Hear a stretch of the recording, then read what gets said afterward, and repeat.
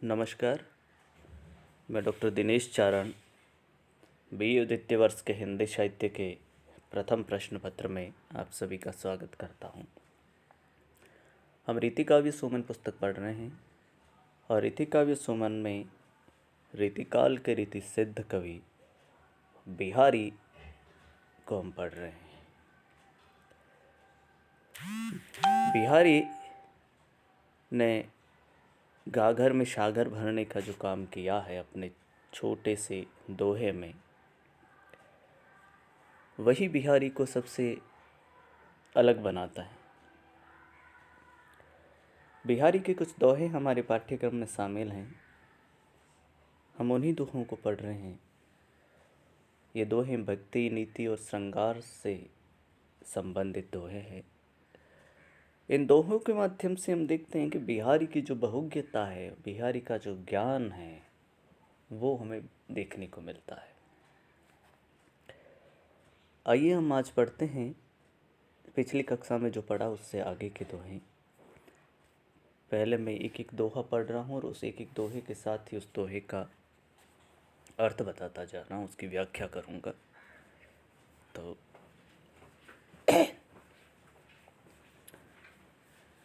कि जिन जिन देखे वे कुसुम गई सुबीती बहार, अब अली रही गुलाब में अपत कटीली डार। ये दोहा बिहारी का नैतिकता संबंधी, नीति संबंधी एक दोहा है और उसमें बिहारी बता रहे हैं कि बिहारी सज्जन लोगों को संबोधित करते हुए लिख रहे हैं कि हे सज्जनों, जिन जिन देखे वे कुसुम गई सुबीती बहार। कुसुम कहते हैं फूल को, सुबीती कहते हैं अच्छा समय। अब अली रही गुलाब में अपत कटीली डार। अली अली भंवरा को कहते हैं, अपत यानी बिना पत्तों के रही।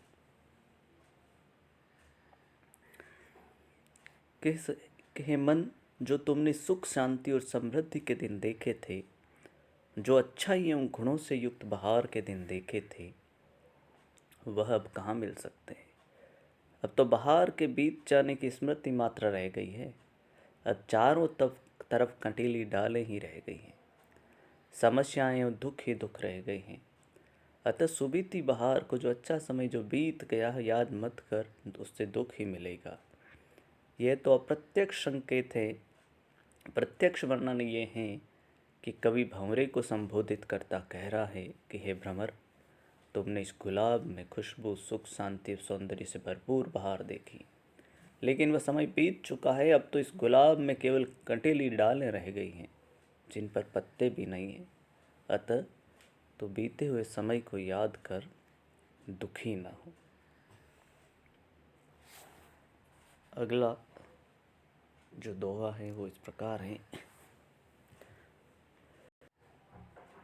कनक कनक ते सोघुनी मादक ता अधिकाय, यह वह खाए बोरात है, यह पाए बोराई।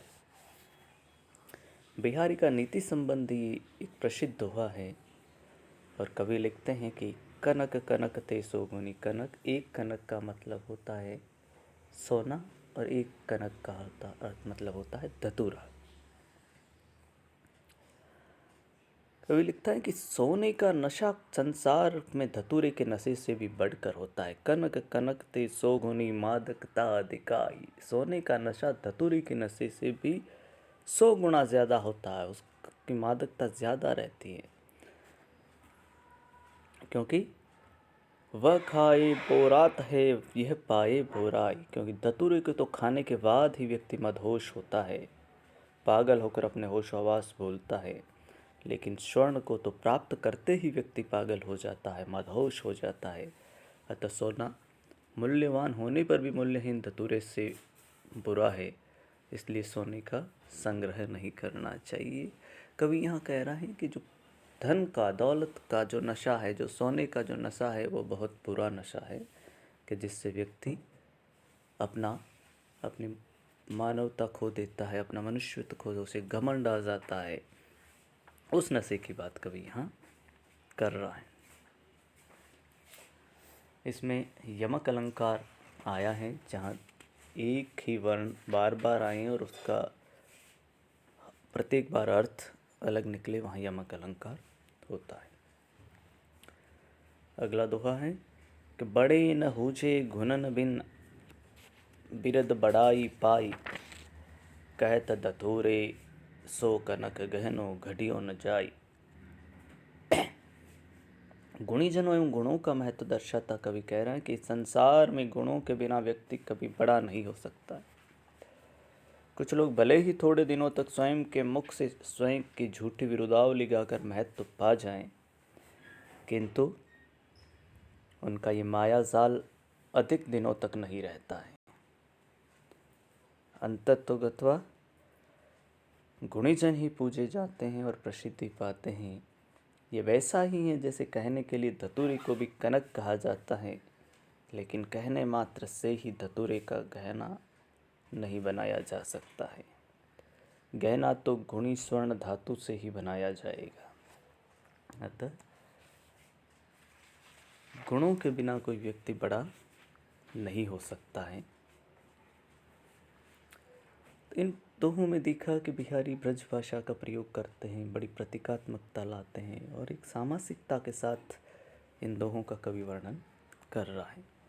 अगला दोहा है कि जगत जनायो जिहि सकलु सो हरि जान्यो नाही, ज्यों आँखन सब देखी आँखें न देखी जाही।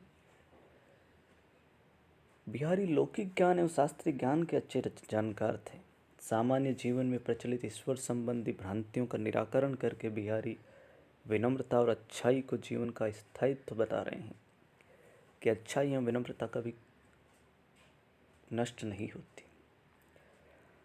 सर्वव्यापक ब्रह्मा के पालनहारी स्वरूप की ओर संकेत करते हुए बिहारी लिखते हैं कि जगत जनायो जिहि सकलु सो हरि जान्यो नाही, ज्यों आँखन सब देखी आँखें न देखी जाई। कि जिस ब्रह्मा ने संपूर्ण जगत को जन्म दिया, जिस विधाता ने, जिस ईश्वर ने संपूर्ण जगत को जन्म दिया और इस आकर्षक चराचर को बसाया, इस दुनिया को बसाया, उसे अभी तक कोई नहीं जान पाया। यहाँ तक कि स्वयं ब्रह्मा भी अपने आप को नहीं जान पाए कि वह क्या है और उसने सृष्टि का निर्माण कैसे किया। सर्वव्यापक सृजक ब्रह्मा संबंधी यह अज्ञात पहेली ठीक वैसी ही है जैसे आंखें संपूर्ण जगत को आसानी से देख लेती हैं, लेकिन स्वयं अपने आप को नहीं देख पाती। अर्थात अच्छाई एवं गुणों का मूल्य स्वयं अच्छाई एवं गुण नहीं जानते, दूसरे ही जान पाते। अगला दोहा है कि नर की अरु नल नीर की घतिए के करी जोई, जे तो नीचे हुए चले ते तो ऊंचे होई। ये बिहारी का नीति संबंधी दोहा है कि बिहारी कहते हैं कि मनुष्य की विनम्रता का महत्व प्रतिपादित करते हुए लिख रहे हैं कि मनुष्य और नल के पानी की गति एक जैसी। नल की अरु नल नीर की, जो पानी का नल है उसकी, और नर मनुष्य की, पुरुष की गति एक जैसी है। दोनों जितना नीचे होकर चलते हैं वे उतनी ही ऊंचाई की ओर बढ़ते जाते हैं। अर्थात जिस प्रकार नल का पानी नीचे के दबाव व निम्नगामी होकर भी अंततोगत्वा छत पर चढ़ ही जाता है, उसी प्रकार मनुष्य का चरित्र है। मनुष्य भी जितना विनम्र एवं लज्जाशील होकर चलता है, सिर झुकाकर रहता है, उसका सम्मान लोगों की दृष्टि में उतना ही बढ़ता जाता है। अगला दोहा है कि इही आश अटक्यो रह तू अली गुलाब के मूल, हैं फेरी बसंत ऋतु इन डारन वे फूल।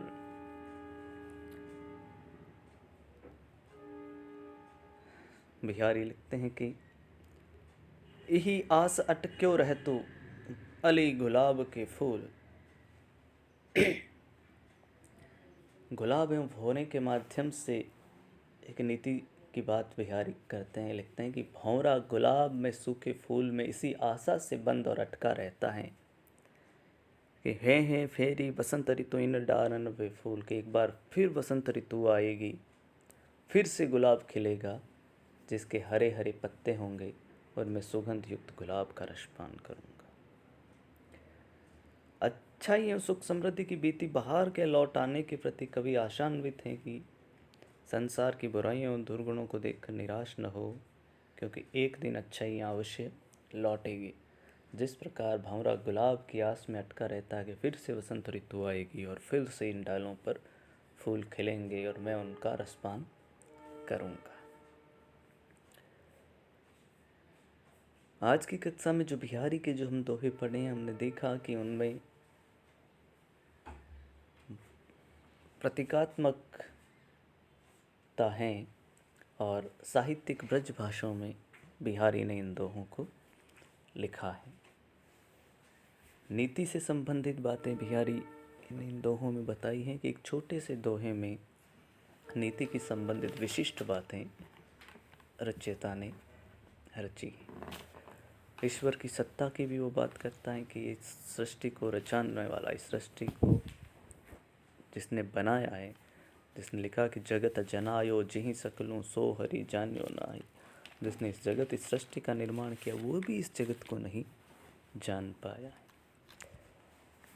आज की कक्षा में इतना ही। इन दोहों में अगर कहीं कुछ समझ में नहीं आया तो पुनः आप मुझसे संपर्क कर सकते हैं। धन्यवाद।